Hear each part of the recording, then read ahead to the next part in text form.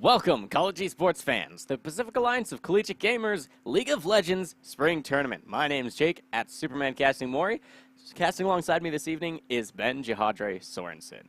We're going to be casting a couple of League of Legends matches for you this evening. I'm real excited to get right into our first match of this evening, Ben. Same here. It's going to be University of Colorado versus Stanford. We are actually already into picks and bans. I'm ready to see it, but actually before we do that, why don't we take a look at our lineups and introduce some players first? Sure, yeah. So that's going to be for University of Colorado. It'll be Ragnar the Sexy in the top lane, followed by Joe Mickey in the jungle, I Am Order in mid, Dapper Dave, our good old lady carry with Jin James, the Karma one-trick god on the support. Then over on the red side for Stanford, we have Carlton Danks in the top lane, Clans in the jungle, Dolce Pooncake running the mid, Fiddix and Mr. PBH on the bot side at AD carry and support. Yeah, and this should be a pretty good match between these two. We are already, as you mentioned, ready for that champion select, so we'll get right into that in just a moment. Talk to me about these two teams, though. If I'm not mistaken, it's 1-2 total match record, which you just saw there on that screen for Colorado, and then 2-0. Yeah. Oh, really? I believe it's 2-0 for Stanford. All right. So who do you expect to actually have come out here? You can guys see on your screen here today's matches. Starting off, of course, is going to be Colorado 1-2. Stanford 2-0, strong just in the last couple of weeks here. And then you'll see our very own boys in red, University of Utah Utes, will be taking on the Oregon Ducks. So now the thing about this match, the Colorado versus Stanford, is Colorado's a very early game-focused team. They like to get Dapper Dave rolling and doing well. But Stanford, on the other hand, likes to get their top laner going on the likes of Urgot and Darius, much more late-game-centric as a team. And so if Colorado can take a commanding lead and win, I think they can keep it. But the moment this game goes over 23 minutes, Stanford. 23 minutes. 23 minutes. That's my call. Why 23? Because it's 3 minutes after the Baron spawns, and at that's the point where if you're playing correctly, you should have 2.5, maybe 3 items. Okay. You're getting really close to those breaking points, and once those points are met, that's when Stanford is really going to start taking off. All right, 23 minutes. You heard it here first. Ben, the predictive god. So let's get right into that draft and see if they shape themselves into a team composition that will do just that for you. As you can see, this is Colorado versus Stanford. This is our draft. Game 1 in this best of 3. I imagine top and jungle focuses very early in this draft. There is the Gangplank ban, Ben. I'm pretty sure this is banned against Carlton every single game. We've seen him pop off on 4 different champions. This guy, it almost like he doesn't have an actual champion pool. He's got more like a champion ocean. And so I think that they're trying really hard to make sure that Carlton Danks isn't that carry that Stanford usually needs him to be. And then the follow-up bans here, Stanford wanting to get Lulu out, which actually might be the reason Jin James is always on Karma, because he can't play Lulu. We know that he is one of those shield heal type champions, and so maybe they're trying to force him onto the Karma, especially because they follow up with another support ban in Janna. Yeah, it's a lot of focus onto Jin James. I think it's all for naught, though, if you ask me. We've seen Jin James play almost exclusively Karma in the PACG, so I expect more of the same. But now that we complete bans for the first round, it's going to be our first few picks that will come out. Again, I expect it to be those top and jungle picks that will be most prioritized in the early parts of this draft. Now, this is a really interesting pick, I think, for Ragnar. The champions we've seen him play are Singed, Nasus, and Maokai. And so picking up the Scion, it's so much more aggressive than everything else he usually plays. And so that's going to be a lot of fun to watch, especially with the effectiveness of the Comet with the Roar of the Slayer combination. But then over on Stanford's side, we see Zach and Tarek locked in. Those are actually very popular picks for Stanford. They've played them multiple times. Mr. PBH doing 2 of their 3 against, I want to say, Washington State, coming out with the wins on the Tarek, and then Zach being also very effective for Clans in the jungle. Yeah, I mean, Mr. PBH here on the Tarek has been really good in the past, somehow managing to survive team fights that just should not have worked out. Yeah, and for then sure. the Cosmic Radiance that Tarek Ultimate makes everyone invulnerable and has done work for them in the past. So we'll have to see if that ends up making the huge difference for them once again. That's the first completion here of pick phase for Colorado. One more to come through. I expect Data carry, if not. Yeah, I just think you can answer the solo lanes now. Yeah, so that's going to be the mid lane. Dolce Poon, I love this pick here. His Kassadin has been great in the past. I expect more of it once again. And now it's interesting, first of all, that Rise made it through the pick and ban, or made it through the ban hammer, because he is really, really strong with all the changes to the mid lane items. But I think Kassadin is a good answer because he also does really well with that high mana pool, high regeneration, deals a lot of damage, going to do well with the new Seraph's Embrace and everything like that. And with his magic damage shield, he's going to be able to take a lot more abuse coming from the Rise. I think it's a wonderful pick. Yeah, I would have liked to see a little bit more of a wave clear champion. I actually don't like this matchup, man. I think Rise is way too strong right now. Okay. You're not going to do anything during early to mid game as Kassadin that Rise can't do better, right? Rise is going to wave clear faster, keep you underneath your turret pre-6. And then if you're Kassadin and you're post-6, you're like, hey, I've unlocked Kassadin, you know, achievement unlocked, I can leave lane. If you choose to do so, Rise can show up just as quickly as you can, if not sooner. And he can damage multiple members a lot easier than you.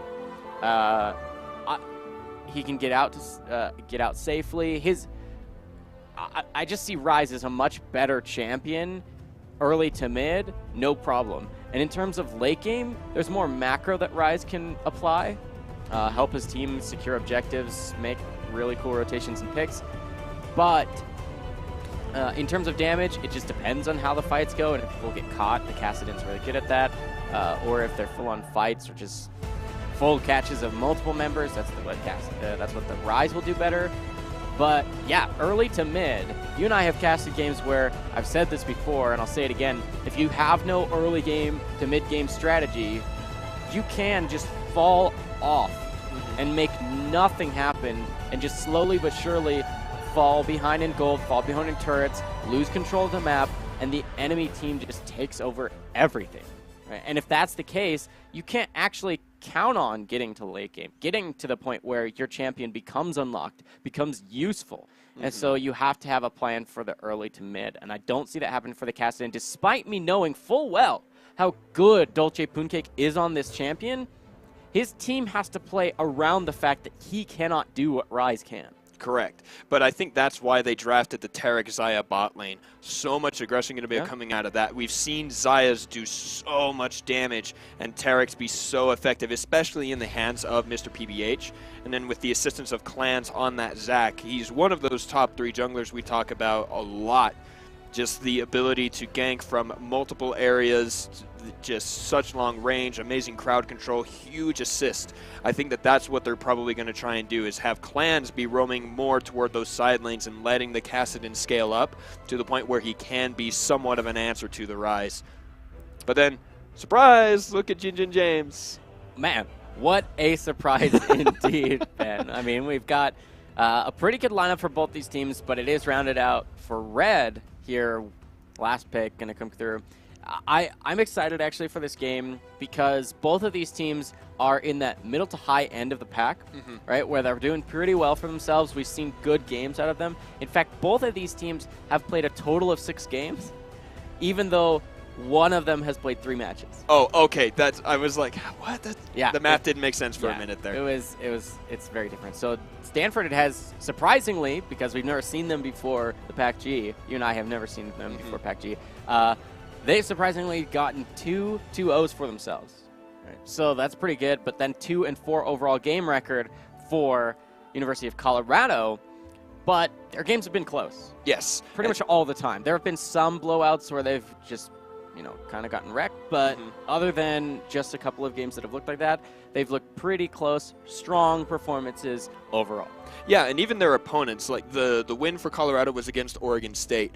I think that one was the 2-0, but we watched Oregon State against Stanford just on Wednesday, and Oregon State looked great. Yeah, they did. So if Colorado beat Oregon State and Oregon State beat Stanford, it might just be the way it goes. But then at the same time, Stanford beat Washington State, and who else did they play? Was it Oregon State as well? I think they've played both Oregons, right? Stanford? Have they? I believe they have. I think you're right.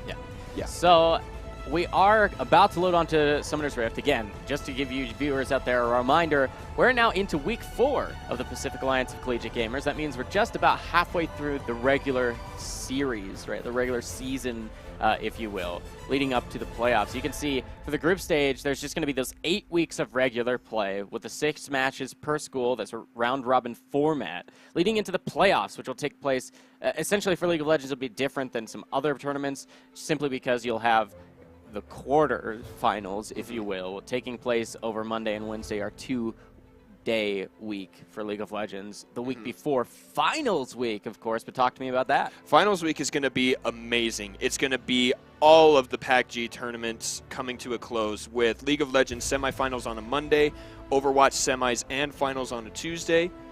No. Is there semi? Oh. That's how that one is going to go? Okay, and then on Wednesday will be the League of Legends finals with semis and finals for Hearthstone, and then semis and finals of Rocket League concluding the week on that Friday. It's going to be amazing to watch. All of the best teams in all of the leagues, all of the games. It's going to be amazing to see the best teams of the PACG going at it to see who comes ahead in this first season. Yeah, and we'll be excited to, in the next little while, probably on Wednesday, we're going to do a little bit more time spent showing you guys how things have gotten to where they are now, just to give everybody that heads up of which teams have now cemented themselves near the tops of those standings and who's been lagging behind. I mean, even though we have some clear favorites to come out of the group stage and some that we definitely won't see in the playoffs, even those ones, like we talked about this last week in our show, where even, say, Oregon State, for example, who cannot make it to postseason now, their performance was still spectacular. It was. Just a beauty to watch. So it's really exciting watching all of these players put forth their best efforts to bring out the wins for their schools on the Pacific Alliance of Collegiate Gamers League of Legends Spring Tournament. It definitely has been that. And so on that note, I want to talk about these two teams, Colorado and Stanford, because there are a lot of things we need to talk about. The differences between these two teams are actually pretty significant. But you and I were talking a little bit earlier about how we think that Ragnar might be the answer to Carlton Danks. Maybe. Just because of the play style that Carlton plays. He likes to be in your face in those kind of tanky later game scaling champions. But then you put that against the play style of Ragnar, who likes to kind of sit back and only engage when he has the advantage. I'm actually really sad we didn't see the Singed come out. Yeah. Because that we talked about, that is a direct counter to Carlton's play style. And it would have been amazing to see that, because we don't get to see a lot of Singed anymore. He's not very favorable at the moment. Despite him actually being really, really strong right now. There's even that new rune that you can take. Oh, I love it. It was the passive for taking the inspiration tree, where you would get that plus 20% elixir and potion duration. You take that, as well as essentially doubling that for, or excuse me, it would be more than that, with taking Dark Seal or multiple Dark Seals, and you get just like stacking. For whatever reason, it just is so strong to have essentially the Mundo level of health regeneration and mana regeneration when you're running around with like Corrupting Potion and whatnot. It just does so much damage, and you're basically unkillable because your effective health pool is like doubled. So it's really cool. His Singed play is really good too. I would love to see more of it either tonight in their series or at least later on in PACG. Yeah. Especially in postseason when you're just so comfortable on a champion and you have wins under your belt hundreds of games played. You do well in it in solo queue. And we've seen him, even though the one time, correct me if I'm wrong, the one time that we have seen him actually bust out the Singed here in competitive play that we've watched, even though they lost, he did very well. Yes, he did. It was actually their first game against Oregon. Yeah. It was the very first game that we were able to watch, and there was a massive lead for Colorado. Singed was, this guy, this Ragnar, he was pushing the top lane, he was proxying, just getting pressure everywhere with Dapper Dave on the bottom side, drawing aggro so he could just do exactly that. He was just running around flipping people and getting poison in all of the fights. Yeah, and it was Dapper Dave that game on the Xayah. Callista. Callista? It was on Callista. Oh, man, that's so strong. And I'm excited for this match because Xayah actually has come through here for Stanford, and we've seen Fidix and his late game scaling, his late game positioning. He does extremely well. Xayah, the champion to look for. But Caitlyn's nothing to laugh at either, especially when she has this massive front line. We just had to remake the lobby, ladies and gentlemen. This small delay for you. There were some bugs from the client and their just whatever it was. We had to remake the lobby. We're just now into the last little bit there of the spectator delay, so we've already completed that draft and everything over again. Again, we apologize just for the short delay before we get into our match, but should be a good game. Oh, indeed. Starting off for game one, just to guys give it your rundown, we've got Sion in the top lane with Jarvan jungle, Ryze mid, Caitlyn 80 carry supported by Karma for Colorado, and on the red side, it's going to be that Maokai Zach top lane and jungle, and then Kassadin, Xayah, Taric in those LCS order roles. It's beautiful. And, oh, there it is. Look at that. I can pull it back up. A lot of it's interesting here. Jarvan is the only one in our top 4 here that we see. One of our observers, our QA person, thank you so much, Angelique, for putting this together. Jarvan is the third most picked or banned in this series at the 83%. We see him picked here. But then what else is interesting is the other 3, the Tristana, Sejuani, and Varus, are all 3 banned. Just showing exactly those things, that these champions are definitely powerful, and there's a reason they're really high up in there. They don't want to see them play. The Varus with the on-hit build, Tristana, you and I have ranted about this Tristana making it through and just destroying late games. Sejuani, amazing playmaking, and so, good adaptability here from the teams, keeping those banned because they are just that strong. Yeah, I mean, it should be a story of mid-game, I think, for both these teams. The late game, in my idea, is too close to call. I think both teams have precisely the tools they would like for late game. But in terms of the early to mid, I think it's heavily in favor of Colorado, unless Zach just somehow pops off. He has to be the one to make the huge difference in Stanford, because these lanes are pushed in. Every single one of them. Top lane, Sion's going to get the push. Yes. No questions asked. Same thing with mid lane. And then Caitlyn versus Xayah can be kind of close, but I imagine Jin James, Karma is going to make it a lot easier for Dapper Dave to push, should they choose to, versus just Fidix trying to throw feathers through everything. And on the other end, sometimes as the Karma, you just help auto shove anyway, because your spells, some of them are AoE or hit in AoE, so it can be really close. Because the early game is so heavily stacked to favor Colorado, I worry about Stanford getting to their mid to late. And if they can't get to mid to late, I worry that they just lose towers. Remember, Caitlyn was changed a while ago so that her headshot can damage turrets. If she just gets a BF sword on curve, you back, you have 30, 40 CS, you'll be able to purchase an item. You come back, you have that extra attack damage, which is then bonus damage on your headshot procs on turrets, and you're just sitting safe. Again, it'll have to be the Zac that shows up from Fog of War to stop you sieging those turrets and getting first brick into neutral objectives. Can you imagine if they don't have the vision here for Stanford, and Stanford can't stop Colorado just shoving every single lane, taking dragons and, say, Rift Herald, and then just translating that into more turrets. Then by the time we're hitting, what was it you said? 23 minutes exactly. 23 minutes. By the time we hit 23 minutes, we could see 2 to 3 items, 2.5 items. 3 would be a little crazy. That would be snowballing. But 2 items completed on Colorado's side, whereas you just have 1 and components for a second here for Stanford. And if that's the case, you get that quiet, small accruing lead in the early game, I worry once again about Stanford even getting close to where they would hope to be. I think it's all up to the Zach in the early game. I agree with you completely. And I think that's why they picked the Zach. The range of his engage and the amount of crowd control does surpass that of Jarvan. I believe he's also a little bit tougher in the jungle. He starts with more hit points, and Jarvan had his armor nerf a couple patches ago. And that's why I think that he can actually do his Raptors, get that extra experience and gold. More area of effect damage, a little bit tankier. He can heal up from the Bloblets, but we are ready for that game. Here we are, Game 1, Colorado versus Stanford. This is our first match of the evening. You're watching Week 4 of the Pacific Alliance of Collegiate Gamers.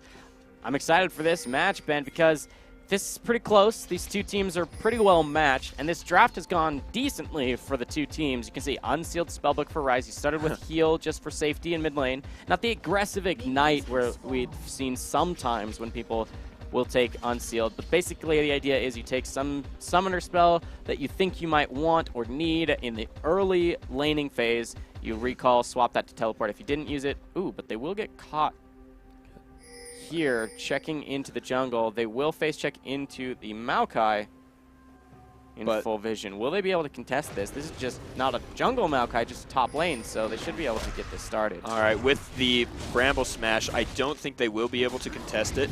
I think that you would want the sapling there to try and stop that. But at the same time, it hurts your laning phase. I play Maokai. Ooh, there it is. So you do want the Bramble Smash first. Nice steal there. And now it looks like a fight in the bot side. They knew that Zach had to be starting there on the blue side because they got the red up on the top side. So nice heads-up play from Dapper Dave and Jin James to try and fight and try and put Zach behind a little bit. Yeah, and it's kind of unfortunate when you lose so much health on an invade like that.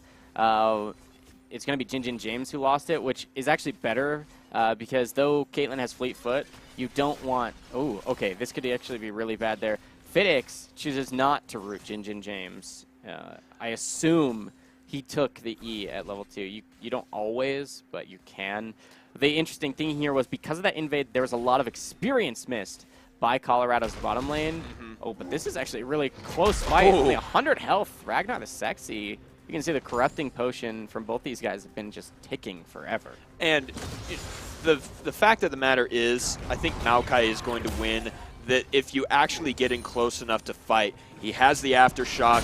He has a way to dodge the knockup from Ragnar the Sexy. Here we go. More damage there. He just ran right into it. No Bramble Smash, but he's getting so much damage here onto Ragnar. And it's not looking good for him.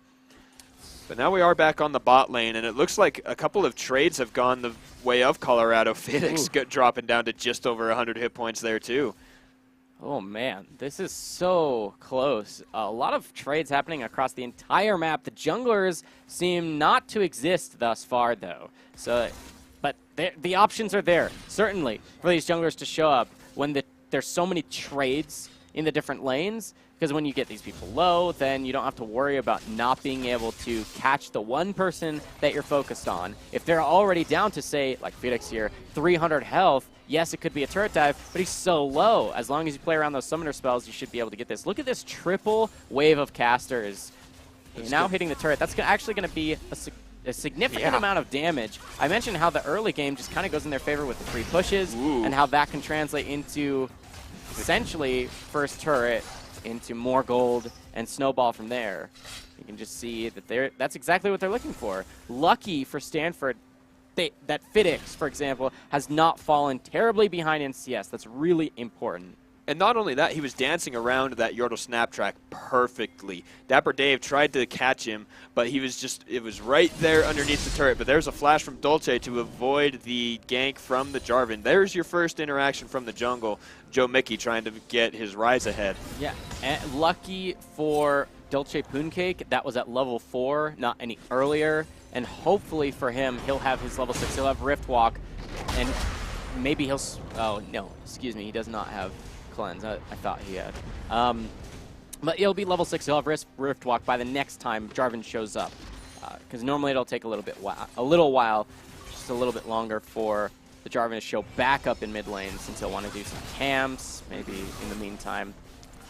Yeah, I like that you mentioned getting this Rise ahead. He's already such a strong champion in the current meta with all of the mana stacking items that still build health. The total damage that this Rise can put out is actually going to be massive, and it can become all AoE, right? So he's the one to be watching here for Colorado, whereas the Zac, I mentioned, he has to be the most important member in this early game. We're now 6 minutes in, essentially, and the Zac has not shown up. Clans, great on this champion, but where has he been? Here he is. He is going to jump, forcing the flash from Ragnar the Sexy. Carlton Dank's going to get the slow with the Bramble Smash. Clans, though, interrupts the Q. Flash forward for the W, but it's instantly countered. Flash forward from Clans, popping him into the passive. That is going to be a 1 for 2 in favor of Colorado. Woo! That's a nice turnaround. Even though there was the beautiful interrupt there from Clans onto Ragnar the Sexy, the Scion lives for just long enough to get that bait off. And Joe Mickey getting the nice double knockup with the Jarvan. He's now shown up. Yes, Clans finally gets his first gank, and it is a success insofar as they got a kill. But and then there's the zombie that comes out from Scion, and that will net them 2 kills for just the 1. Very good for them. That puts the gold lead at about 700, which will make them feel pretty comfortable. Again, considering Colorado is supposed to be winning the early game anyway, it feels good to be up 2-1 with a 1,000 gold lead to boot. Definitely. And it's actually interesting. Normally you don't see a lot of kills from the Scion when he's in his passive form. I was actually talking to someone about it a little bit earlier today. It's fun to watch and it's exciting, but how often do you actually see him kill people when he's in the passive? Because just the way the game is right now, there's so much crowd control, there's so much peel in the meta that you don't really see him successfully killing anybody, but we just saw 2 of them right there. So that was beautiful. Nice play there from Colorado, showing that you can do great things. Yeah, I mean, if there's crowd control galore, then there's crowd control both sides, right? And if you can lock people down, then there's no reason that the zombie shouldn't be able to lock them down as well in terms of the Death Chamber. Get some damage onto them so much in the zombie form. But there's a gank down here. Clans trying to do a little bit more for his team. Dapper Dave is kind of in an awkward position, but there's the Rise. There's the Realm Warp. That's a nice everything. Jarvan jumps in, gets the Cataclysm. Mr. PBH is still alive. No one has gone down in terms of the bot side, but Clans on the back does go down against Dapper Dave and Jijin James. But now there are 4 members of Colorado here, and they're probably just going to take this turret. No way. Fidix and Mr. PBH are way too low. Unless they're close enough to level 6 that they might be able to get a Cosmic Radiance, but I don't think so. That is a massive shove and a huge advantage for Colorado with that. Like you said, the ability to roam on the Rise comes out amazingly in this early game for Colorado. Yeah, and you would at least hope that the enemy mid laner here, Stanford's mid laner, Dolce Pooncake, on a comfort pick on the Kassadin, you would hope he's able to make something happen when he knows that the Rise is gone. But he can't even get it to the turret, essentially. He barely pushes it in time to get it near to the turret, that wave.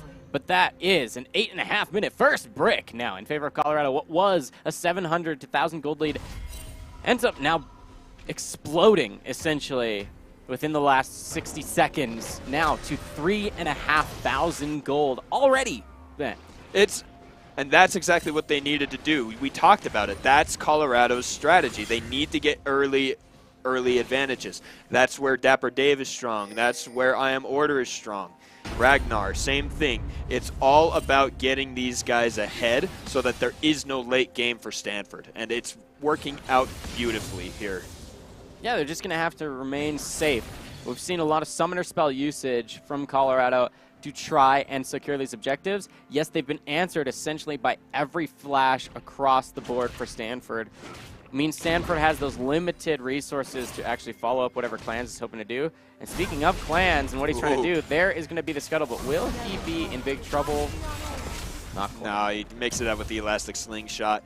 And that's another advantage to Zac, is there are a lot of ways for you to get in and out, especially now that he's hit level 6. If they start a fight, it's going to look really good. But they have to be careful about this push in the top side. Yeah, I'm glad to see Stanford answering the 2v2. Normally, it feels really bad. If you lose your turret, you think, oh, I need to stay here because I don't leave my lane until I've successfully broken the enemy's turret as well. But you have to actually rotate. Even if it doesn't feel good, you have to do that to answer the 2v2, especially when you know that you're already struggling to stop this Caitlyn's pushes, stop her taking these turrets. You need to put your multiple members up near the top side. Ooh, and this Caitlyn, by the way, crits after crits, decided to go not straight into Infinity Edge, but instead go BF Sword into Zeal for the bonus attack speed, bonus crit chance, and of course, with more attack speed comes more headshots. Those turrets should fall even faster. I don't like that Clans has stayed here so long. They're playing way too safe. That ward has just expired, but no, it didn't. Sorry, his model just covered up the hit points on it. And you know, he's wasting so much time. Kassadin is being pushed underneath his turret. Maokai is being shoved. He is ahead in the CS department, but you know, Joe Mickey has been farming the entire time. He's coming up on like a minute and a half here, just chilling in this tri-brush. I don't like that at all. Yeah, I mean, you really want to make sure that you don't stand on a ward for that long. You either have to bring a sweeper with you or a pink, or just ask like, hey, do you guys know one way or the other? And if you don't know for sure that you're not standing on a ward, the double negative there, you shouldn't stick around. You need to do something with your time. Speaking of doing something with their time, they're looking to get onto I Am Order. And there's the kill for Dolce, but now the ultimate coming out of Sion. I don't think you needed to run into that, Clans, but it was probably to try and get a good engage. Maokai is here, but Carlton does not push it. Now they have 3. Maybe they might be trying to shove in for this mid turret. But Zach does jump away. Clans wants to get some farm for himself because he is 20 behind. Not looking good for the Zach, which is the early game insurance, right? We needed to see Zach work for Stanford to get to that late game. Yeah, and he's going to be a main component of their initiation. They have the Maokai, who's always going to be massively tanky. We haven't seen what we've wanted to see from Zach so far. I would say he hasn't been a complete and utter disappointment because it's very difficult to gank anyway, period. Full stop, right? Being a jungler is a difficult choice. But here we go, Mr. PBH and Fidix do land the stun onto Dapper Dave. The ultimate from Tarek does go down. Jinjin James is getting the kill onto Fidix. Now the flash is onto Mr. PBH. Gonna get the root onto Dolce. Jinjin James dealing a lot of damage. Dapper Dave picks up one more. But will they be able to get Dolce here? They have one more minion. Joe Mickey is gonna tank the turret. He gets the kill. Jinjin James runs away on single-digit health. He gets killed. Dolce Pooncake gets in there. Dapper Dave now is probably going to win that exchange. And there's the shutdown gold in favor of Colorado. That's pretty close, though, Ben. Like, that within a half a second, maybe a full second from when Dolce actually fell there, it could have been his Rift Walk, and it was fully stacked back up, right? Like, there's no maximum on the stacking there, but it's more and more damage every single time that you do cast it. Oh my goodness, Carlton Danks. Carlton Danks is caught here. I Am Order flashes the wall just to find him, but look at the crowd control Carlton Danks has.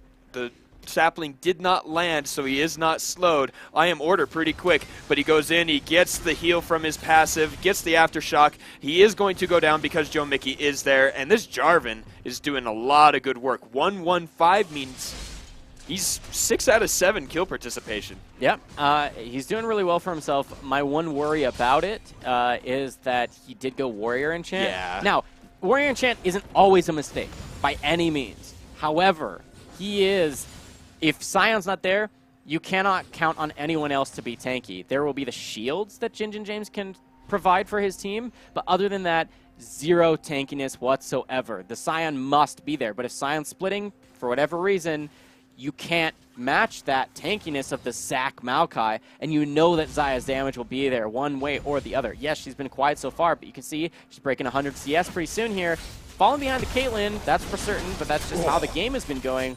You know that the Zaya will show up late game, and that's the worry here. Ooh, nice trap placement. Oh, Mr. PBH is so low. He flashes. Fidix does absorb that ult. Now, Mr. PBH needs to know, okay, they do find out. Kassadin does drop the pink ward, or rather the control ward, to find that blue one. And so Jinjin James and Dapper Dave are safe. They're probably going to take they are definitely going to take this turret. I stand corrected. It was a lot less healthy than I imagined. Carlton Danks doing pretty decent here against the Scion, despite needing to go into that bottom side where the turret is gone.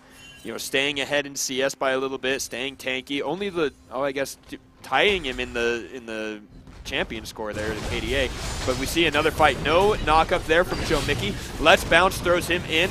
The ultimate from Tarek is down. Cosmic Radiance is cast. They've got 2 invulnerable here. Cassidy jumps in, picks up a kill for himself. A nice Elastic Slingshot lands onto Ginger James and Dapper Dave. There's the stun from Tarek and the spray from Dolce. And there it is. 8 kills now to 7 in favor of Stanford. Okay, but the gold has not gone entirely back to Stanford yet, right? I was just about to talk about how from minute 7 to minute 9, the gold lead went from 700 to 3,000, right, in favor of Colorado. But since then, especially with that last trade that just happened there, essentially a team fight completely lost for Colorado. That gold lead is now essentially the same as it was almost half the game ago.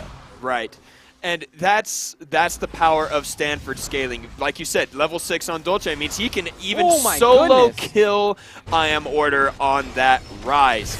That's the champion mastery coming out there. Like you said, a very good Kassadin player. There's Dolce Pooncake. And fantastic for 6-1 right now. Yeah. Amazing scoreline.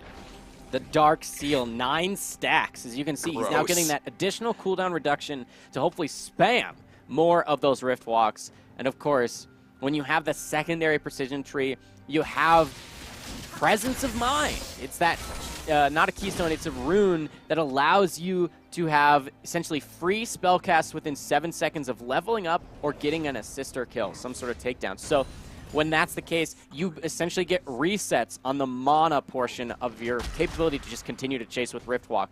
You can get extremely expensive Rift Walks, which do a massive amounts of damage. You can get those to come out for free within a short period of time within a team fight. So we'll have to see if they decide to dive this turret. I don't think they even need to dive. It is down. Now, Dolce Pooncake is in a lot of trouble. He manages to flash out, but the shutdown comes from Caitlyn there. Beautiful layering of the crowd control. Now, the knockups are there. Fidix has to ult to stay alive. And Jinjin James is going to go down. No, Dapper Dave, rather. And now the fight is going on. Zach is burning from the red buff, but gets healed by Tarek. That is a 1-for-1, but the loss of the turret puts it in the favor of Colorado. It's pretty scary. Trying to defend essentially 2v3 with no damage champions. The root. The ult now coming from Tarek. They are invulnerable. Does not mean they are immune to crowd control, though. And now Carlton Danks taking a lot of damage. They're going to have a hard time killing this banner minion here, Mr. PBH and Carlton Danks. But that's another kill for them. Now it was a 2-for-1, and Dolce dodges out a little bit, gets a lot of damage onto I Am Order, is rooted. Carlton Danks wants to get in and get his own root. Too far now. Nice chase from Stanford, and it looks like they have five members. I think they can try and pressure this turret, or indeed the Mountain Drake. Yeah, the Mountain should be really strong. It'll help them secure even more neutral objectives and make the pushes when they can finally get that to happen. Remember, not a single turret has been taken here for Stanford, though all outers have fallen now in favor of Colorado. A nice little push just happened. You can see the gold lead still has not gone beyond that 3,000 mark. In fact, it's barely there at all by this point. This could be a fight for sure. Cataclysm still has a little bit longer before it comes back up. If they're going to get zoned off, this should be now. Yes, it will be. The Mountain Dragon going over the second one in a row now for Colorado. The gold might not mean everything if they can continue to get these elemental dragons, the now stacking of the mountains, just massive. Now it's 20% bonus true damage to neutral objectives and structures. The biggest problem there was Fidix got really low.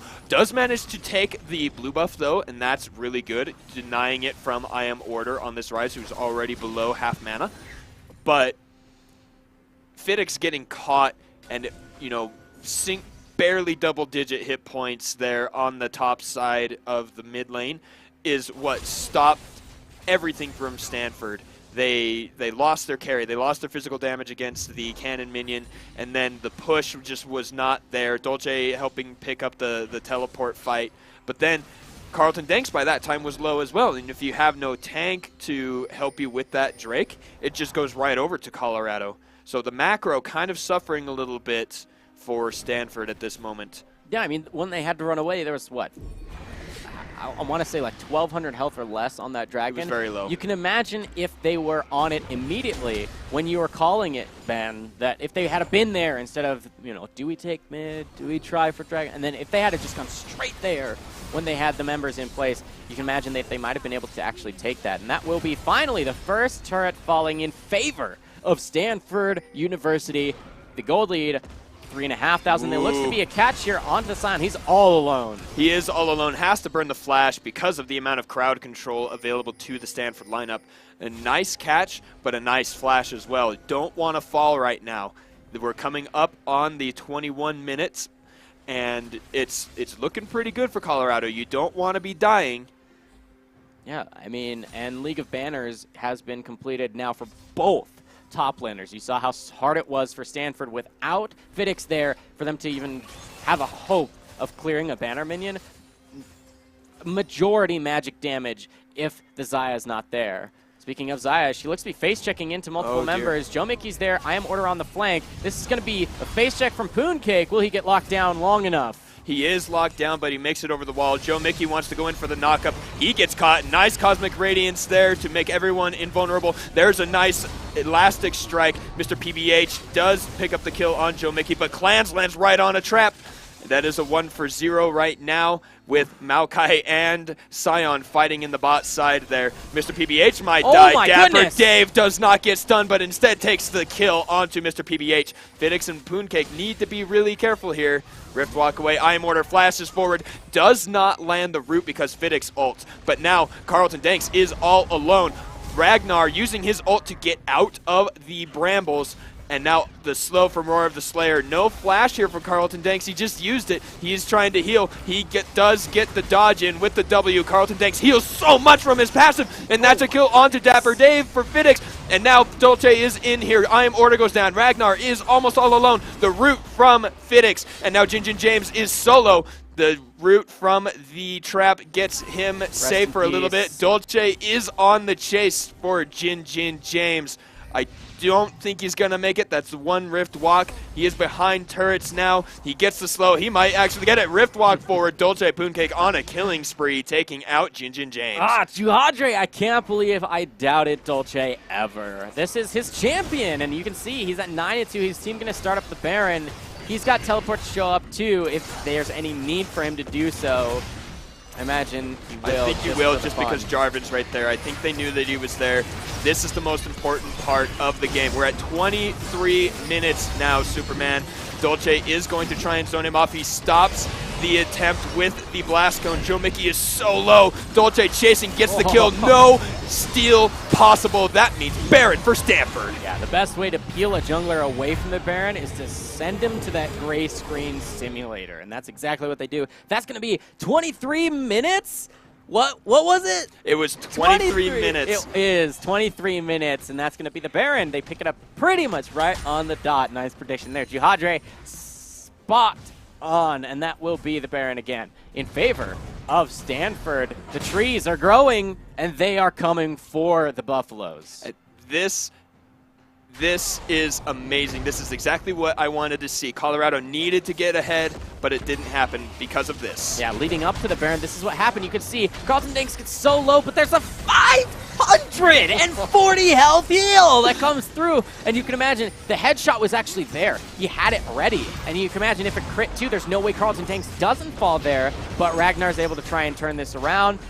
He gets so low, and then this is where you see, oh, is there a Cassidy in the game? There's no way you don't die. Jin James fails to dodge out the slow, and that'll just be the chase that comes through. Dolce Pooncake will easily pick that back up. But this is back to life. You can see Banner of Command will be off cooldown in just a moment. Dolce Pooncake is splitting on the Bob side of the map. He did use teleport before. Joe Mickey's looking for something, but he is standing essentially on top of a ward. They know he's there, but he goes in anyway onto Fidix.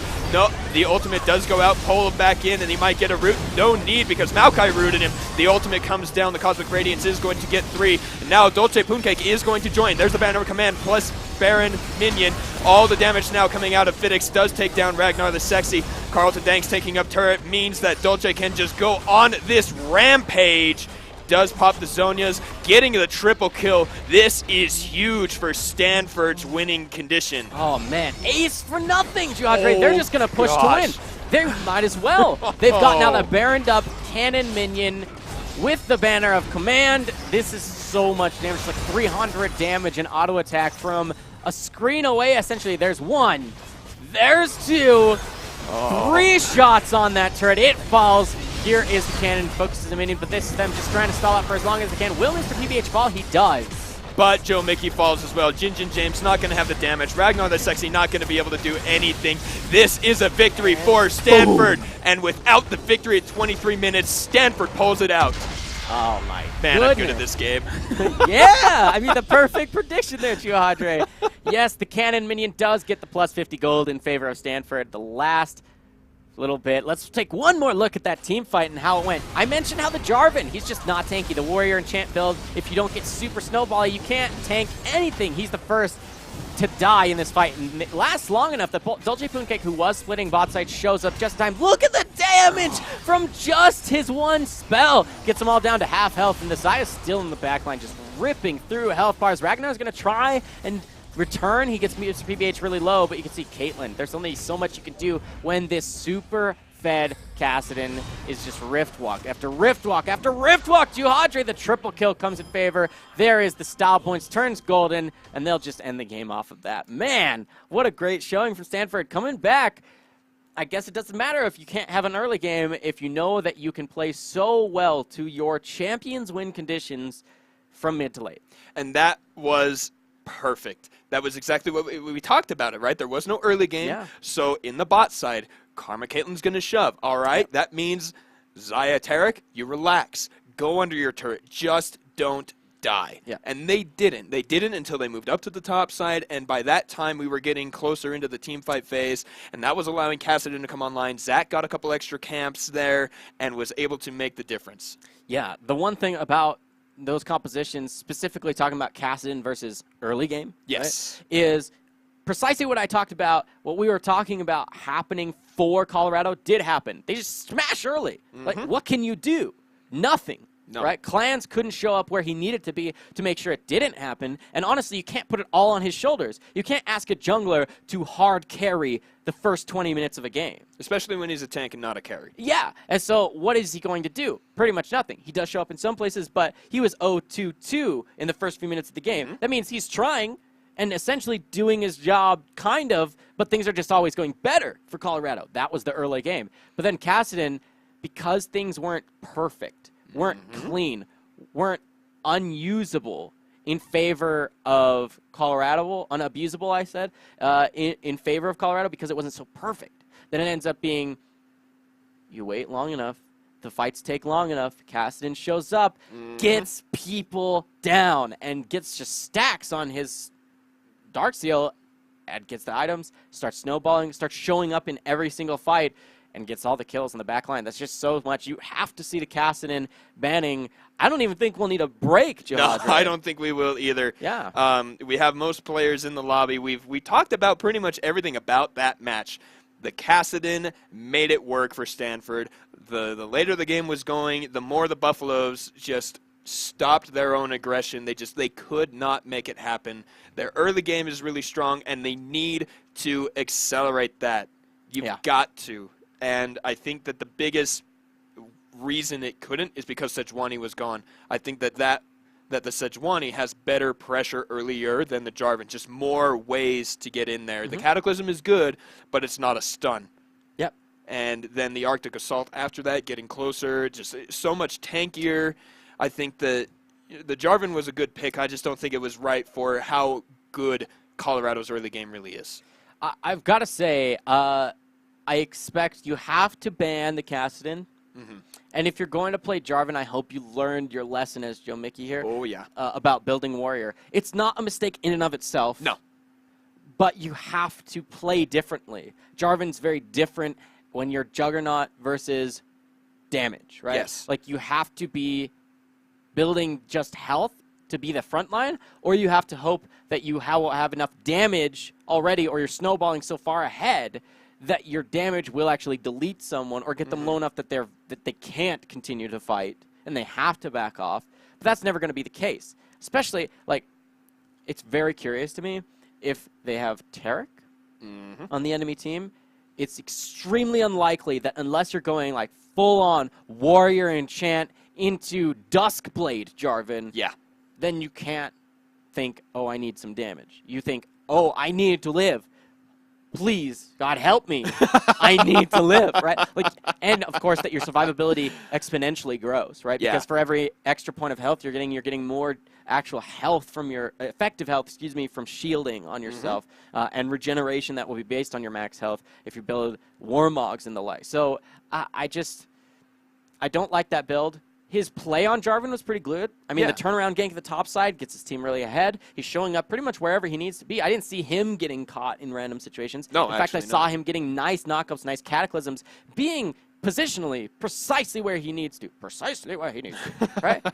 But not in the way that it was necessary. It's because this mid laner was the wizard. That's what it was. Who wasn't quite showing up precisely when they needed him to. No, actually. Like we were talking about, the Rise had amazing pressure in that mid lane, had it shoved the entire time, got the Realm Warp in the bot side, it helped catapult that lead, but then after that, nothing else happened. I Am Order ran out of order to bring. And so it's the same story for all 5 members of Colorado here, is they did it, and then they stopped doing it, and then they couldn't afterward. Yeah. Mistake for sure, but we're going to get into the draft for game 2 in just a few moments here, ladies and gentlemen, and all of you fellow gamers. Man, I'm excited for this second game of our first match this evening, Ben, because Carlton Danks, he's the one to watch for Stanford. It was a really quiet game for them on the top side, where yes, you have this nice Maokai pick, but what can you really be doing? Not very much. The Scion seems to be doing a little bit more. He's the one who gets the double kill in top lane. He gets really strong. He gets the first banner minion. You saw that doing work in mid lane, making things really difficult. But then, I mean, how do you outplay, quote unquote, without spending 800 gold on executioners or investing a lot into a Morello? How do you outplay 540 health healing from one auto attack that procs his passive on the Maokai? I actually really want to see him play more of that. We talked about how Ragnar the Sexy is known for the Singed pick, does really well into tanks. I think that's a possible answer if he doesn't go back to the Scion. Carlton Danks, he's got to go for something either hyper-aggressive that we're used to seeing him on, right? Or Urgot, Jack, something of that nature. Or I want to see more again of that Maokai. I think it was really, really good. I agree. Maokai's super, super strong. It would have been even more powerful, I think, if he had had Grasp of the Undying. Yeah. But the damage coming out from the Aftershock was pretty impressive.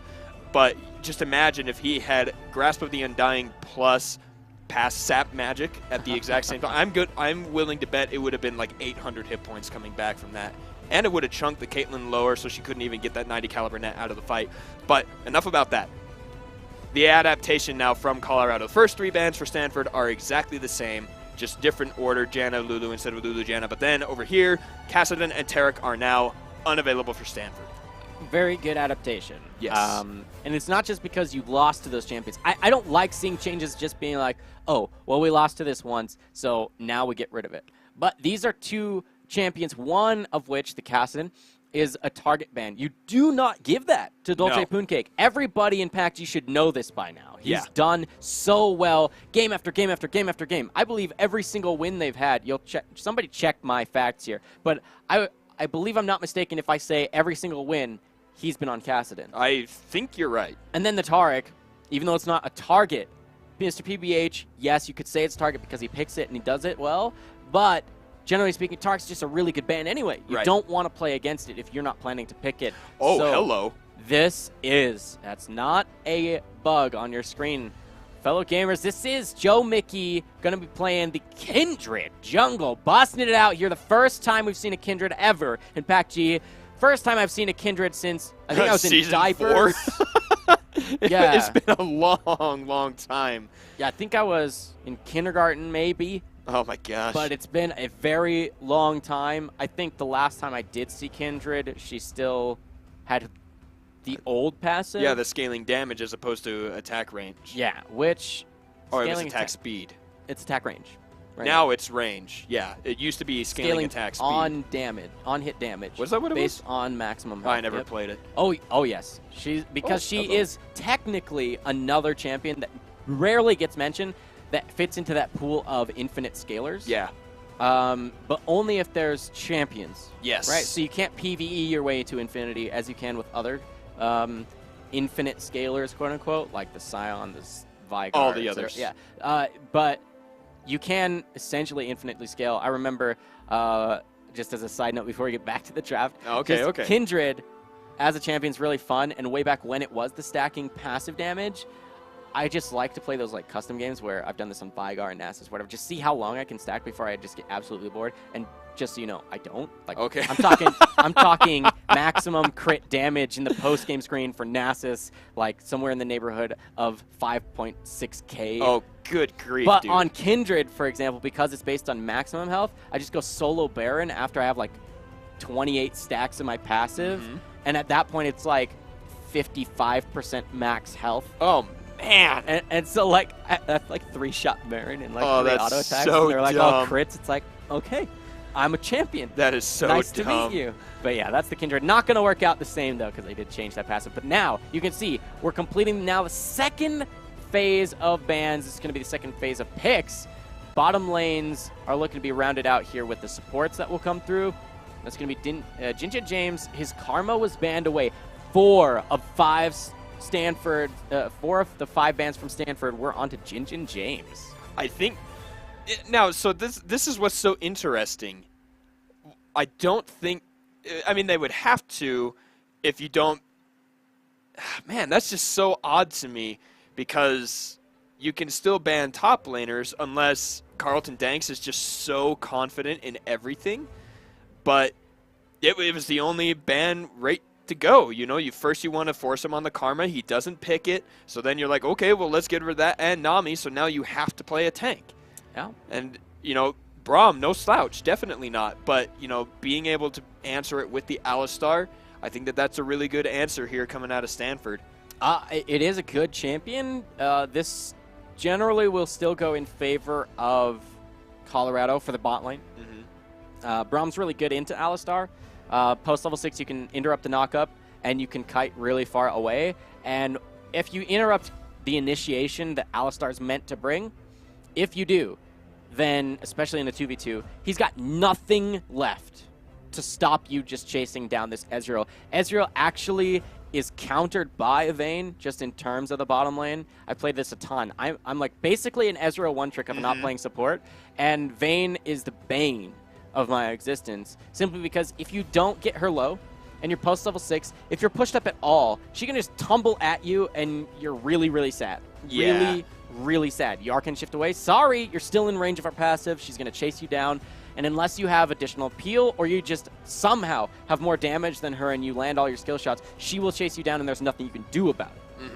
Maybe you can try and like bait her into condemning you and you arcane shift away so that she gives you more of a gap. Yeah. Close in the to run away, but it's kind of awkward. Generally speaking, it will be in favor of Vayne, and late game should be in favor of Vayne. You can see this is tanky frontline here. You got Mr. PBH, and you got clans. Carlton Danks did get the feared, and oftentimes does fear, Oh my gosh. champions. Top lane pick here, it's going to be that Urgot, but Dapper Dave should scale well, and we know that he's a good AD carry. We know he can scale on this champion, and the hope here for Colorado is to bring the win in Game 2 into their favor with the scaling that their team composition absolutely does. Look at this lineup. It's amazing. There's that tanky Maokai we were talking about. You know, he's going to keep getting stronger later into the game. The Kindred able to get the extra attack rates. If Joe Mickey can land those ganks like he was doing in Game 1, that will get him the hunts, the stacks on the passive, and then allow Dapper Dave to really start shining on this Vayne. I believe, actually, was that a Dapper Dave pick earlier on in the season? I know he played the Kalista first, but I'm pretty sure the second game he played the Vayne. Let's see here. No, it was Tristana. My bad. But Vayne is awesome. Yeah, and late game scaling nonetheless. Tristana or Yes. Vayne, both of them, they do different things. Definitely. Well, okay, I lie. Somebody's going to call me out on that and be like, no, they both right-click. Okay, you know what? Right-click to win. But in different ways. They Yes. right-click slightly differently. Right? And of course, That sounds weird, but you're exactly right. Just the damage from Tristana is coming from the crits and the explosions and the resets on the rocket jump because of the bombs. Whereas with Vayne, you are tumbling you want to go forward. Yeah. Whereas Tristana, you only want to go forward after you've taken out the two frontliners. Yeah. And with Vayne, you know, you have your invisibility, you have the movement speed, you have the ability to condemn, percent, max, health, true damage. True.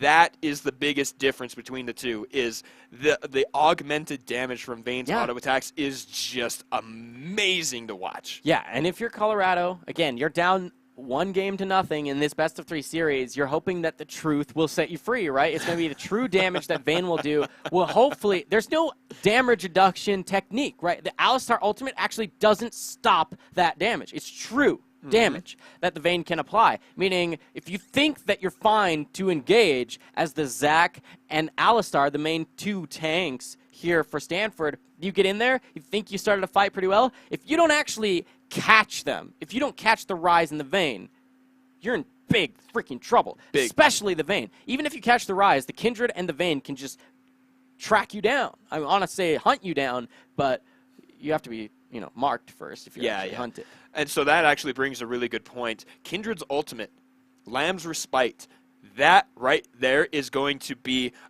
astoundingly fun to watch because Vayne is squishy. If you do jump on her, Kindred needs to jump forward and throw that ult down. Now, you can't drop below a certain health threshold, but until you hit that threshold, you can take damage. Yeah. And if Vayne has the attack speed and the damage to do it, just pop, pop, pop, pop, to get everybody down to equal ground. And equal ground for Vayne is victory ground. It can be, absolutely. The one thing that I think is interesting is that it was Colorado, or excuse me, it was Stanford that banned out Tark, even though they got the win. It was Colorado. This time? Yeah, Colorado banned out the Tarek, yes. I was right in the first time. I corrected myself, but that was the wrong choice. I incorrected myself. They banned the Tarek, but Stanford says, that's fine. You know what else works pretty much the same? Kindred ult. We'll just go with that. Kindred ult's fine. And so I like that. You have Colorado banning out that win condition, essentially, and then taking it for themselves. And it should do well, but the one thing that I wanted to mention on top of that is if the Kindred ult is that important to them, the Tarek ult type mentality, the one thing about Kindred ult is you can't spread out like Tarek ult is. Yeah. You have to be in this small little location. It's wide, but it's still small. It's about the width of a lane, right? But if you're all there, if the ultimates are held, why wouldn't Carlton Danks just be like, Kindred ult? Oh, it's gone.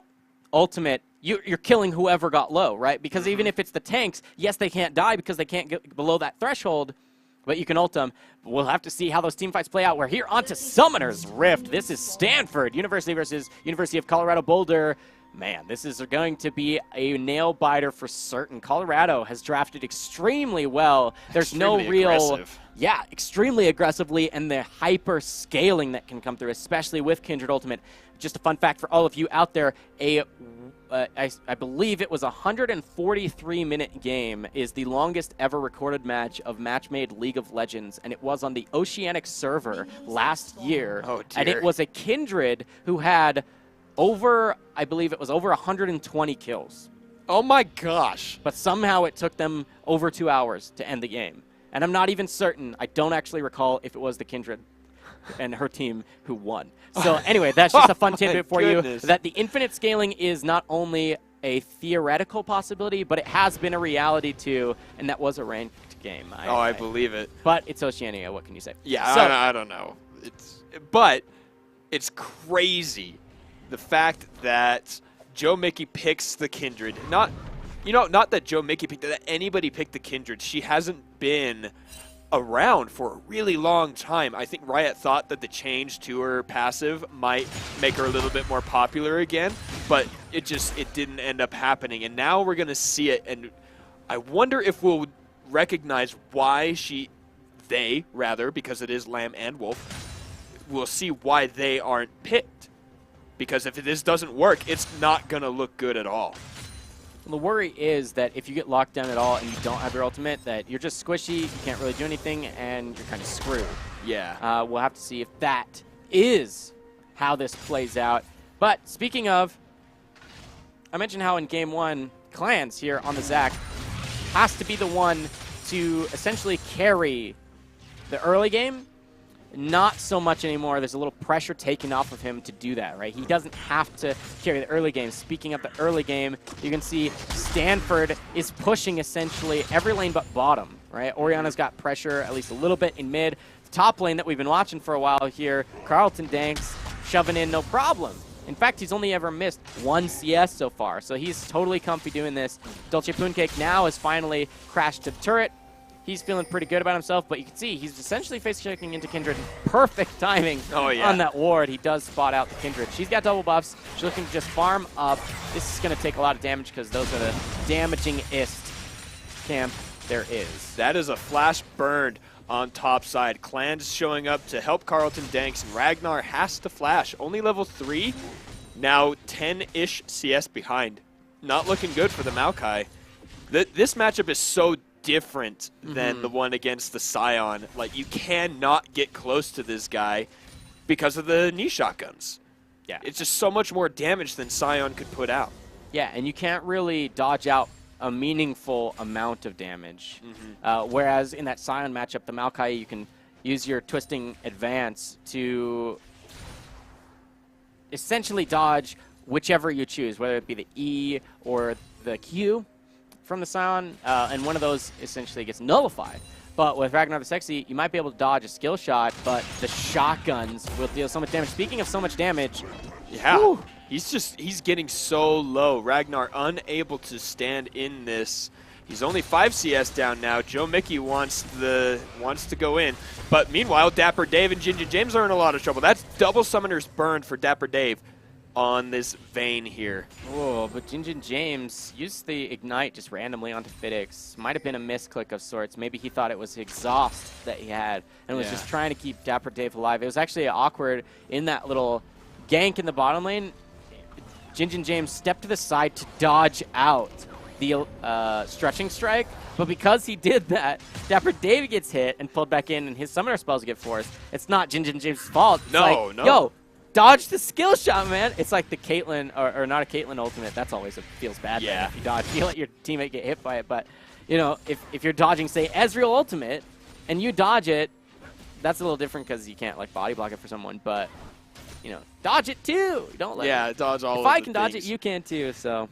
Well, Unlucky. and actually, it's interesting doing exactly those type of things. We hear some of the LCS casters calling out supports for doing things like that, not being aware of the spells and the position of their carry.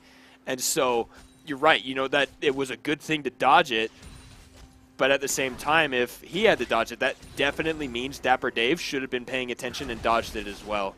And on Vayne, you just tumble. Yeah. It would have been very easy, but Elastic Slingshot forward. That is the double knock-up stretching strike into the Alistar combo, but the Unbreakable saves a lot of damage. And the flash from Clans and Jinjin James mean still no first blood coming in on 6 minutes in this game.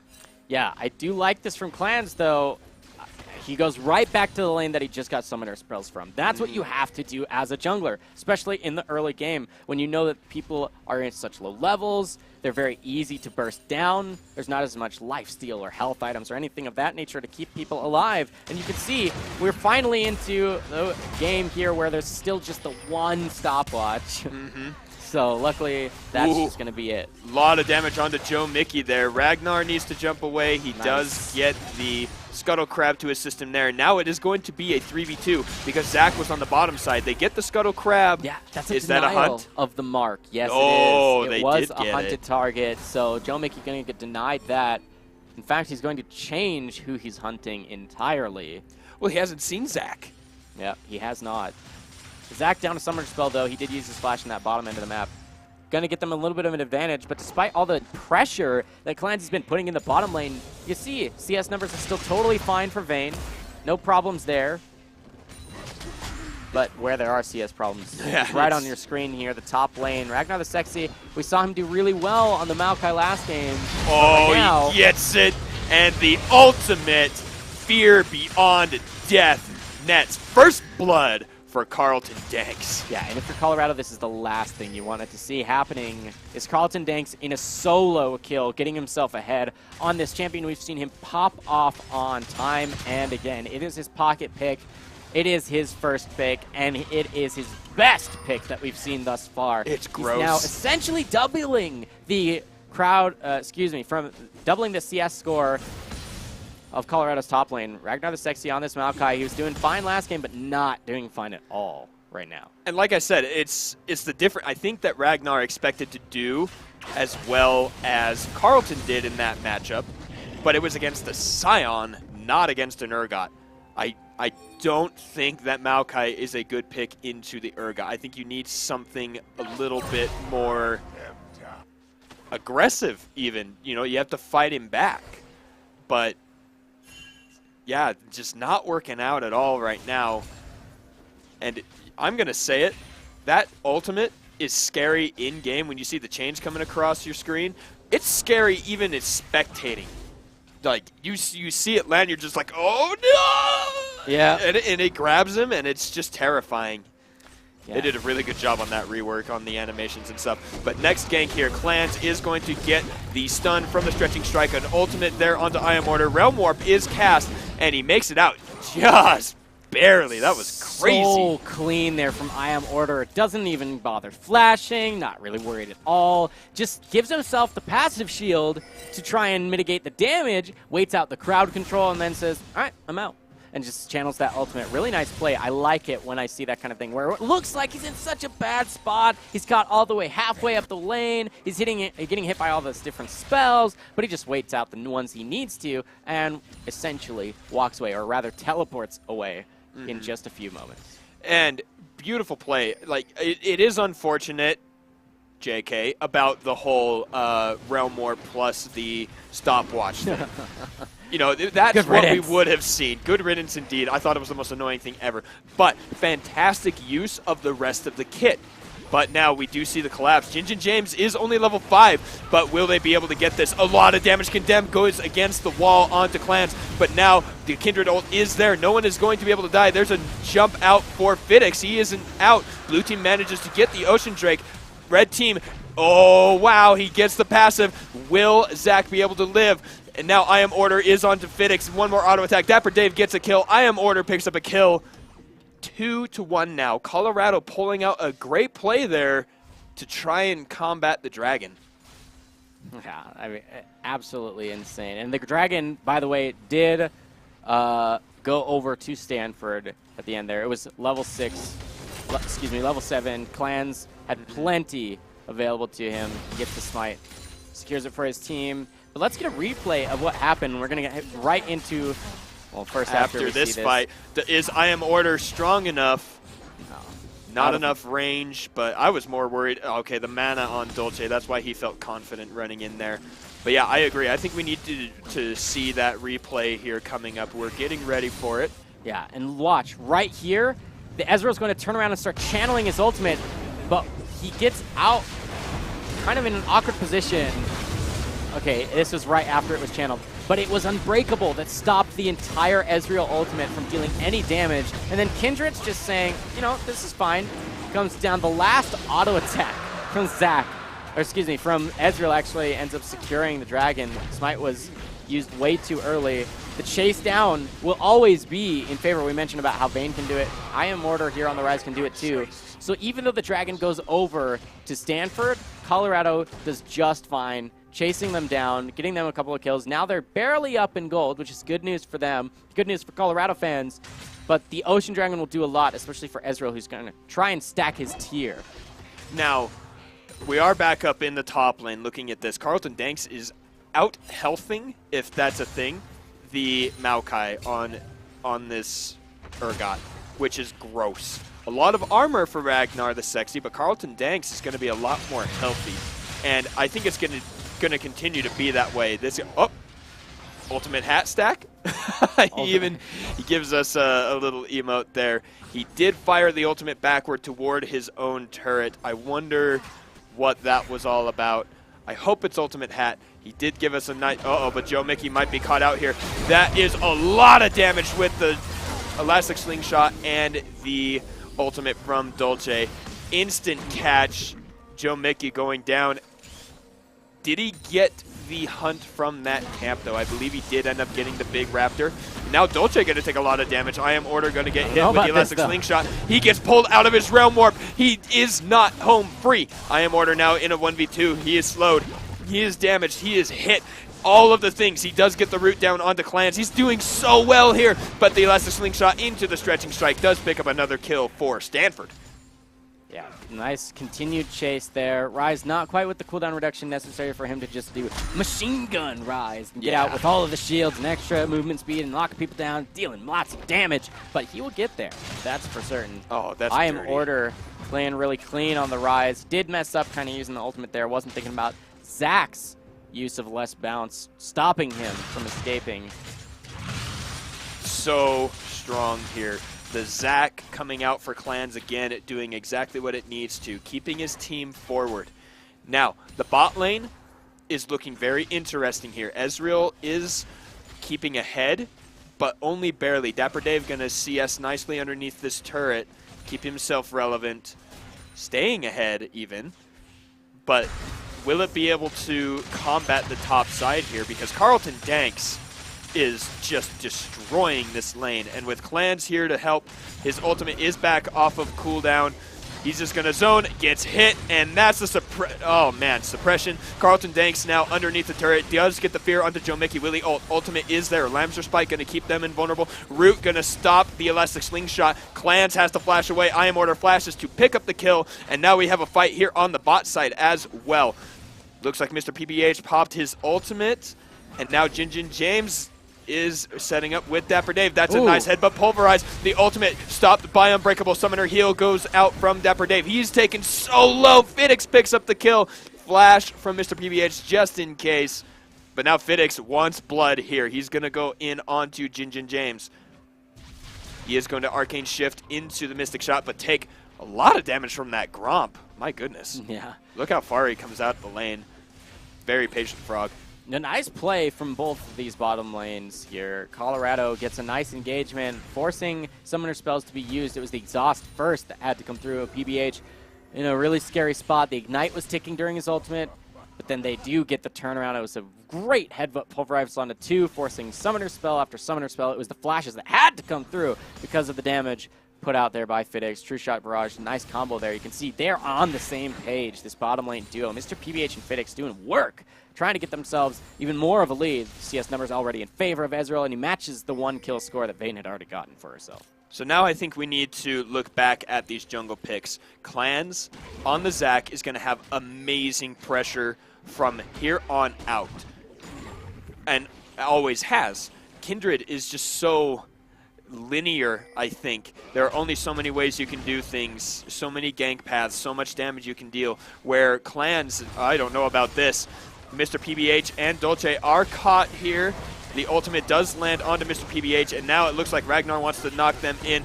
Flashing away from Clan's ult, you have to at this point, but now they don't have a wave strong enough to withstand Dolce's wave clear. Yeah, and Dolce Spooncake here has his completed item.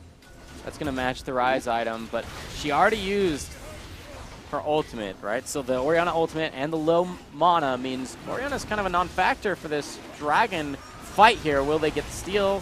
Oh, he does! Stanford picks it up! Clans manages to get the smite, but will he pay for it with his life? He definitely does. Will they get the shield from Dolce Pooncake?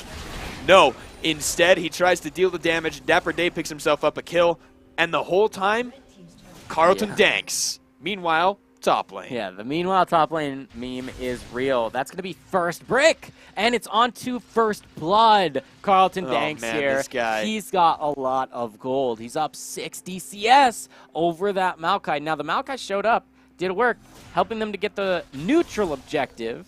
And by get it, I mean leash it, right? That feels so bad. It does. It does. I mean, I didn't get to pay close enough attention to see if Smite was available for Joe Mickey when they were doing it, but I imagine it was. I can't imagine they would have started it. And if they did, that's just a full-on mistake. I Am Order does get the route to stop the WQ combo from Mr. PBH, but then Joe Mickey caught by Carlton Danks. Joe Mickey is very squishy. Joe Squishy? Joe Squishy. It's pretty close. And that's his nickname. That's actually one of the biggest reasons I think Kindred fell out of favor, because as a marksman, not very strong. You have to have such good engage.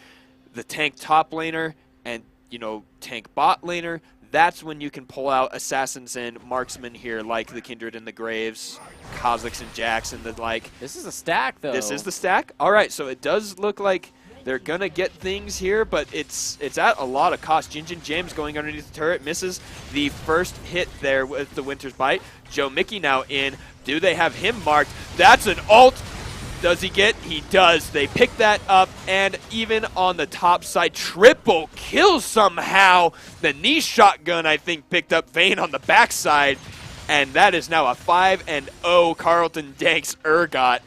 This does not look good for Colorado. The Kindred pick, man. Joe Mickey, Joe Squishy, Joe Resident Sleeper on the ultimate. He had it there, but Carlton Danks, I mean, they were choosing to dive without a wave. And that's where I'm like, wait, Braum, you do realize you can't block tower hits with Unbreakable, right? Mm-hmm. No? Okay, well, maybe misclick. But at least they're sticking around because they're going to use Lamb's Spite, right? No, they don't. He just dies, and everybody dies. Watch this once again.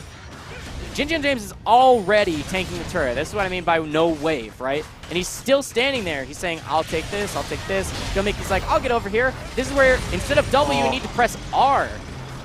You can see by the time they exited tower range, then the Vayne is now tanking, and she was already half health from the trade near the turret in the first part. Ends up being a triple kill, 5-0. There's the Lamb's Respite, but now you're trying to kill someone. So there's the ultimate now from Zach, throwing Jinjin James in. He does flash away, but now you have two very low hit point members of your team. There's the ultimate. That's going to be 6-0 now for Carlton Danks. Jump in with the Elastic Slingshot. Root there from Ragnar, the sexy Joe Mickey, still very, very low. Headbutt pulverized, does not land the pulverized. Mr. PBH is going to go down here. One more auto attack, but now Carlton Danks is godlike, 7-0. There's a root underneath the turret. I Am Order is here. He wants to get the kill onto Fidix. Carlton Danks is so low. There's the shutdown in favor of Dapper Dave. Realm Warp gonna go in here. Maybe he tried to get out. He is in, and I don't think he wanted to be. He is low, but his team is on the way. Dapper Dave gets one auto attack, 2, 3. Clans is now down, but Dapper Dave gets wrecked by Dolce Pooncake. Rip Vayne. Rip that was Vayne. actually, overall, I would say very in favor of Colorado. Even if this goes Is the kind of damage poorly. Okay, 1-for-1 right there is even better for Stanford. Or excuse me, for Colorado. Because Stanford has been ahead this whole time. They've been doing extremely well. Getting a shutdown, a maximum shutdown onto Carlton and giving that gold all the way over to Dapper Dave. 4-3 here on the Vayne. That'll be able to answer the 7-1 Urgot, if not instantly deleted. But you can see, this is where you're like, run, team, run, right? You're trying to get out of there, but there's a nice snipe once again. No surprise there. We should just be used to that by now from Carlton Danks. But the Ragnar, the sexy, getting the root actually saves Joe Mickey. And there's the flash, awkward combo. The Ole cosplay happening there for just a half second. But Carlton Danks is going to go way deep. And this is him tanking turret. He does have a lot of health, but not a lot of armor. Dapper Dave is going to get the last hit, and that's 390 plus the bonus team gold. This is where we missed here. A nice knockback. Yes, it was. And the nice body block from Clans keeps PBH alive for a while. And this is I Am Order getting extremely low. Nice use of Seraphs to try and buy a little bit more time. The flash, tumble, ultimate. And this is going to be the heal to come even further. The heal should have probably come out here from I Am Order to maybe keep a little bit healthier. The Vayne might have been able to live. I'm not certain. She was really, really low. I don't know if heal would have even given enough health, but we're already back. There's the Baron that was started out by Stanford trying to start this out. Lamb's Respite is available. You can see Jin James is pretty low. Now, they are split. The ultimate from Maokai is out. Mr. PBH is all alone. A nice shockwave. Jin James goes down. Ragnar the Sexy is low. He goes down. I Am Order, though, picks up a kill on the backside. Suppression. Oh, the timer for Lamb's Respite was almost there. Carlton Danks does pick up the kill on to Dapper Dave, and that's an ace for Colorado trying to stop the Baron for only Mr. PBH. Oh, my goodness. So poorly played there from Colorado. Other than, I want to say Dapper Dave. Yeah, I want to give credit where credit is due. Dapper Dave positioning as well as he could to be able to never stop auto-attacking. He even dodged out away from the shockwave that hit other members, multiple members of Colorado. But Joe Mickey hops out of his own invulnerability ultimate to get hit by the ultimate there from Carlton Danks. He gets executed. So watch how this happens. You can see the teleport comes through. Ragnar's in the pit. He's kind of in an awkward position, but he's so tanky, he can just wait, get over the wall. He gets the root to kind of peel his backline. You can see Dapper Dave, he's going to get away from the shockwave, barely on the edge. He's going to take down Mr. PBH on the back end of this, or at least tries to. Carlton Danks is now stuck in there with two, but watch, Joe Mickey on the top of your screen jumps out of his own ultimate. That's his little hop, and then Carlton Danks, look at that damage. He's just going to chase him down. I Am Order kind of stuck on the corner. And then he's going to fall. The so flash, close. He can't flash away from ranged auto attacks. Kind of awkward there. But a fight. Once again, we're back on live. There's another ult from Carlton Danks getting another kill. Clans is going really low here. Will he go down? He survives. Ragnar the Sexy is the next target. He gets killed. He gets a heal, but does go down to Dolce, and so does Joe Mickey. Mr. PBH dodges out the Realm Warp, and that's a third Ocean Drake and the fight for Stanford. 23.5 minutes. Ooh. Magic time. The 23-minute mark shows you when the game has pretty much been decided, right? That was the Baron in Game 1 that went in favor of Stanford, and now it is the third Elemental and a convincing team fight to catapult them into a double-digit gold lead. This is massive. Juhadre, I'm not sure if they could ever defend this push onto the base. You got 4 members there. Ooh, this is going to feel bad. Summoner heal, flash forward for the root. Oh, but a nice Zonya's. No, stopwatch, I mean. Massive shields from Command Protect, almost getting that there. And now we are back up onto the bottom side of the red team base. Rise is not here. And Dapper Dave is already dead, as well as Jin James. Now Joe Mickey does have the ultimate and is on the wrong side of his turrets. He gets hit by Fidix. There's a ult there. Fidix is rooted, and now Rise is 1v3 without the turrets. No execute because Saracen Brace is strong. I Am Order does manage to survive the Carlton Dunks, but now they are out Nexus turrets. There's the combo. There is all the damage that they need. Clans picks up another kill. Fidix is going to slay Joe Mickey on the other side. Dapper Dave, though, is here. He gets hit with the stretching strike. Gonna get one kill there, but the Nexus goes down, and it does not matter. Stanford take it 2-0 against Colorado. They really cleaned it up from last game, too, though. They drafted slightly better. Carlton, I mean, I don't know. I feel like I could just like put my hand on the screen and be like, they drafted better, looking only at Carlton Danks picking their one champion. I mean, his Urgot play has always been amazing to watch, and it feels like he just hard carries every single game. 12-1-6 to end the game. Yeah, the snipes with his ultimate. I mean, ultimate hat, there's the one. But other than that, I mean, when does he ever miss this thing, right? And the only times that he like doesn't get kills out of it is when you have some sort of survivability mechanism that just magically keeps you healthy enough, like the Saracen Brace at the end there that you called. Yeah, I mean, very convincing now. It seems that 23-minute mark is right on the dot there. Jihadre, something, man. It's the point in the game where the Baron spawns. That's when the mid game is starting, the mid to the early late game. And so if you haven't won by then, and you're an early game team going against the late game team, there's no hope. Yeah.